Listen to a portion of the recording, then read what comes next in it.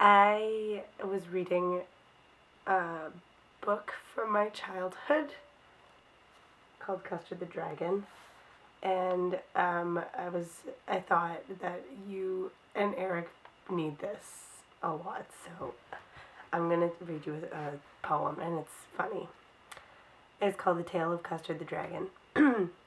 Belinda lived in a little white house with a little black kitten and a little gray mouse, and a little yellow dog and a little red wagon, and a Relio Trulio little pet dragon. Now the name of the little black kitten was Ink, and the little gray mouse she called him Blink, and the little yellow Darg, and the little yellow dog was sharp as mustard, but the dragon was a coward and she called him Custard. Custard the dragon had big sharp teeth, and spikes on top of him and scales underneath, mouth like a fireplace, chimney like a chimney for a nose, and Relio Trulio daggers on his toes. Belinda was as brave as a barrel full of bears, and Ink and Blink chased lions down the stairs. Mustard was as brave as a tiger in a rage, but Custard cried for a nice safe cage. Belinda tickled him, she tickled him unmerciful. Ink, Blink, and Mustard, they rudely called him Percival. They all sat laughing in the little red wagon at the Relio Trulio cowardly dragon. Belinda giggled till she shook the house, and Blink said, "Weak," which is giggling for a mouse. Ink and Mustard rudely asked his age when Custard cried for a nice safe cage. And there's a drawing of Custard and stuff getting laughed at.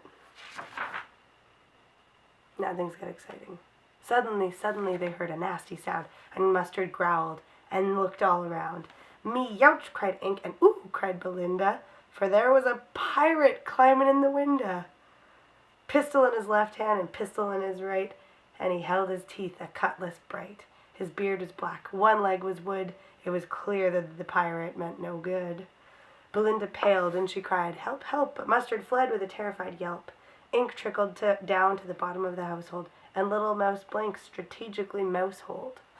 But up jumped Custard, snorting like an engine, clashed his tail like irons in a dungeon. With a clatter and a clank and a jangling squirm, he went at the pirate like a robin at a worm. The pirate gaped at Belinda's dragon and gulped some grog from his pocket flagon. He fired 2 bullets, but they didn't hit, and Custard gobbled him every bit. So there's a pirate in the window, and Custard eating the pirate.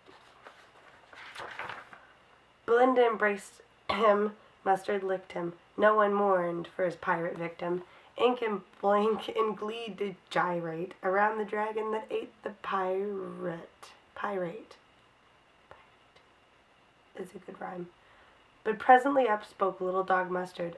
"I'd have been twice as brave if I hadn't been flustered." And up spoke Ink, and up spoke Blink.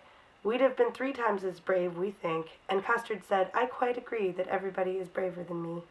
Belinda still lives in her little white house with her little black kitten and her little gray mouse, and her little yellow dog and her little red wagon and her Relio Trulio little pet dragon. Belinda is as brave as a barrel full of bears, and Ink and Blink chase lions down the stairs. Mustard is as brave as a tiger in a rage, but Custard keeps crying for a nice soft cage. There you go. And there's other really good ones too, and if I can find one really right now that's short and funny, then I'll read it. But I don't think I can. Oh, here's one about a cow called the Cow. The cow is of the bovine ilk. One end is moo, the other milk. Good night.